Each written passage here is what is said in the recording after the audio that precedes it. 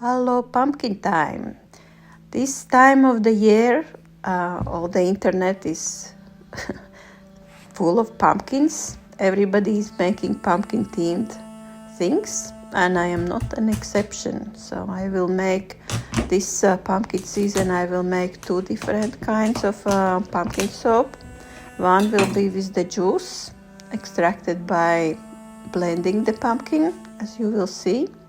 Other one will be different video where I will make the pumpkin soap with pumpkin puree and orange juice. Here I will use the help of carrot juice for blending my pumpkin nicely. Otherwise it will not blend nicely, and I don't want to add any water to the soap, so I'm using carrot juice, which adds a nice color to the soap and also adds a lot of sugar to the soap, which makes for nice bubbles and nice texture of the soap. But for making the soap, it accelerates the trace, so I have to work fast. So I didn't plan any kind of difficult or elaborate design. I will just do the simple in the pot swirl.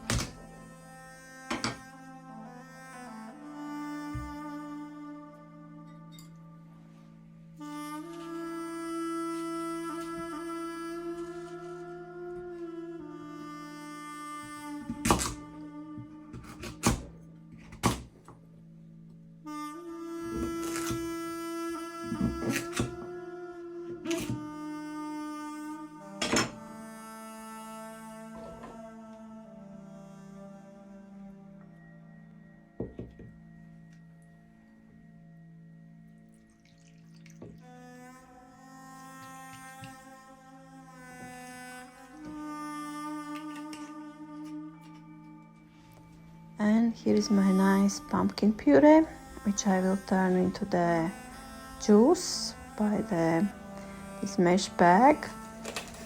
And I usually like to use the gloves when I handle pumpkins closely, because otherwise it's hard to wash your hands off. The pumpkin tends to stick to your hands and don't let go, so it's hard to wash it off, but gloves help really.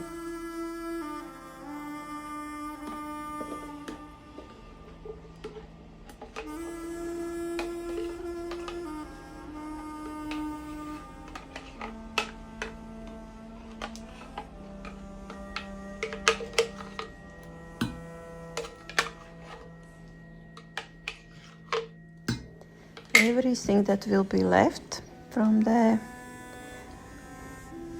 pumpkin soap, from this juice which I am making, I will use in my pumpkin soup. Nothing will go to waste. I like to use everything. And when I make the soap, I actually prefer to use the pumpkin juice rather than the pumpkin puree. The other soap which I will make with the pumpkin puree will be my experiment, but I guess that color will be different. And here I'm adding sea salt and citric acid to my lye water, or rather lye pumpkin juice. If sea salt is for hardening the soap, and also for better, it stays harder in a shower. And citric acid is for reducing the soap scum and also making it more bubbly in a hard water. But if you're adding citric acid to your lye water, I suggest you watch the videos about the information how to adjust the amount of lye you are using in your soap. And here comes my lye. This time I am adding the pumpkin juice as it is, But normally I would freeze it in ice cubes. This time I just didn't have time for that. That's why I will keep my live water in the freezer to cool it down.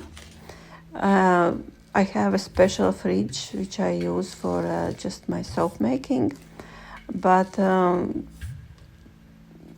normally I would really suggest that you will freeze your pumpkin juice if you are using it in a soap.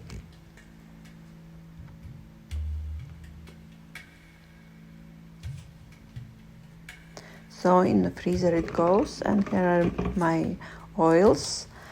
And I already added the coconut milk powder and the kaolin clay to my oils, so I am mixing them out, as you can see. That's why it looks a little bit milky. And in goes my live water, my live pumpkin juice rather.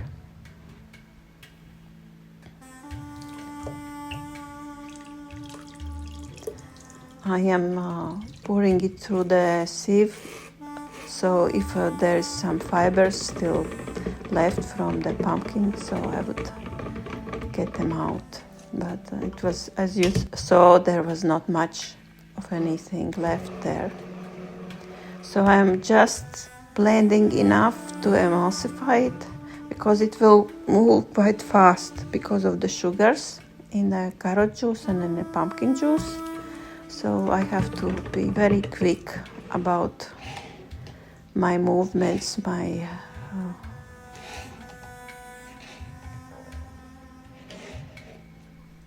and here I have my colorants. The white one, that's zinc oxide, just to lighten it. And then there is annatto seed infusion, the paprika infusion, pink clay, and spirulina powder. To spirulina powder I add a little bit of zinc oxide, because otherwise the spirulina in a soap tends to, the green tends to brown, but if you add a little bit of zinc oxide, it stabilizes the color and it doesn't turn brownish.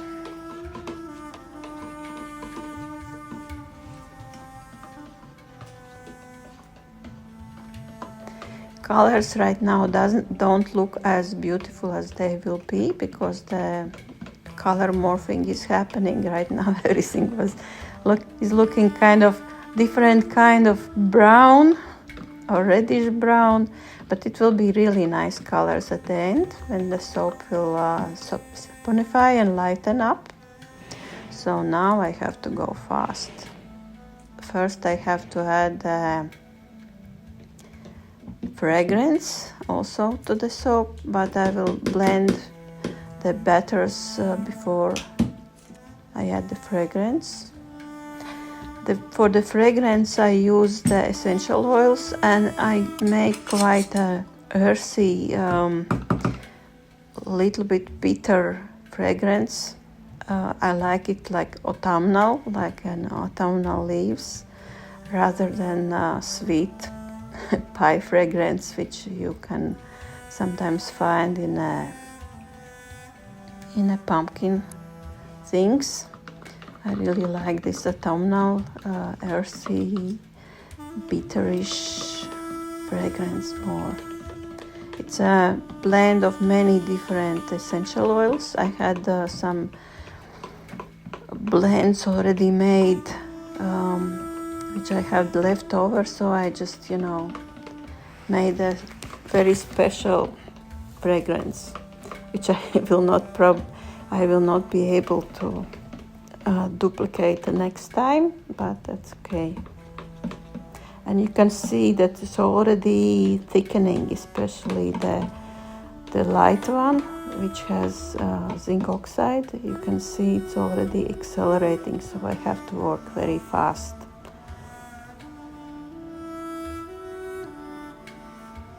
And since I will be pouring into separate molds, not in one big mold, not in a slab mold, So I'm alternating the colors and putting them multiple times.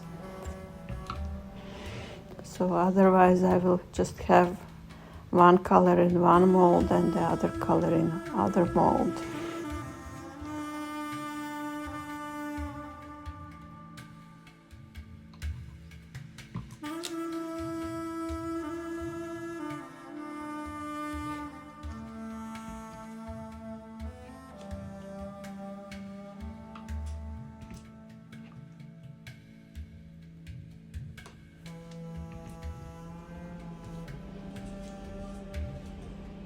And here come my little tiny heart molds. People like them very much. I use them as a samples for the orders. If I get an order, I add a little card sample there as my thank you for the order. And also I sell them in a little bags. And people like this. It's like a little cute present for friends.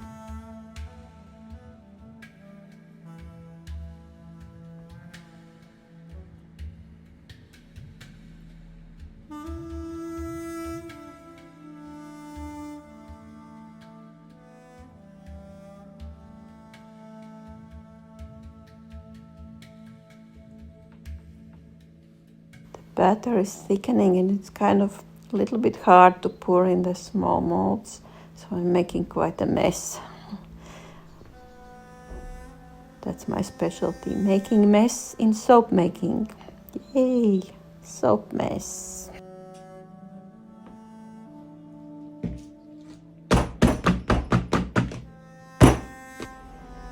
And these are my cute pumpkin molds. I like them very much.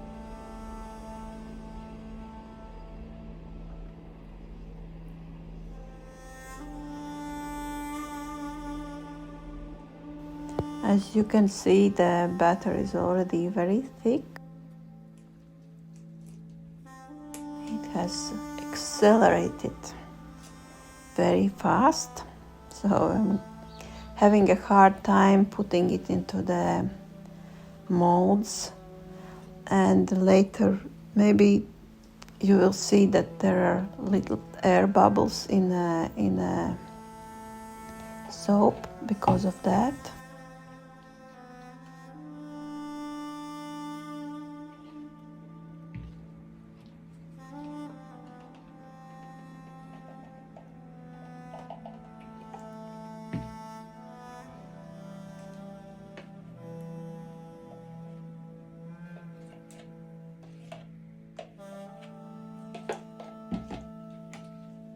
And it's so thick that I had to stir it a little bit, otherwise I will have just one color in each mold. So usually I wouldn't stir up the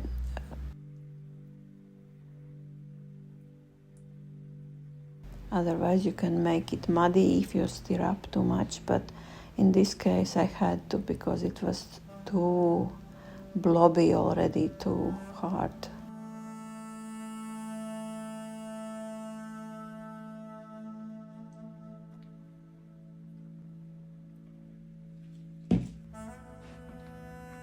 So here it's 2 or 3 days later when I am unmolding my little hearts and my pumpkins. I wouldn't, normally I would cut my soap in a 16 or 18 hours, wouldn't wait even 24 hours. But for these individual molds, it's better to unmold later, to exercise your patience, which is really hard because you have a feeling that you need to peek, you need to see what came out, it's very good exercise for my impatient patients to wait till the soap really hardens so I can get it out of the molds without creating a damage. Sometimes I can't wait and then I peek and look at one soap and I damage it. So this time I really exercised my patience and waited for quite a few days. and I'm molding now. And as you can see that there are some air bubbles in pumpkins, not in the cards because those I poured well, still quite soft because they are smaller, but these pumpkins have some air bubbles in there, which is not so good, but it is what it is. So if you liked my video, and if you would like to see also the other video with the other pumpkin video or other videos where I make soap, then it's good to subscribe. And also, if you like the video, leave me thumbs up. That helps a lot with the YouTube algorithms, and it helps more people to see the video. And see you next time. Ciao!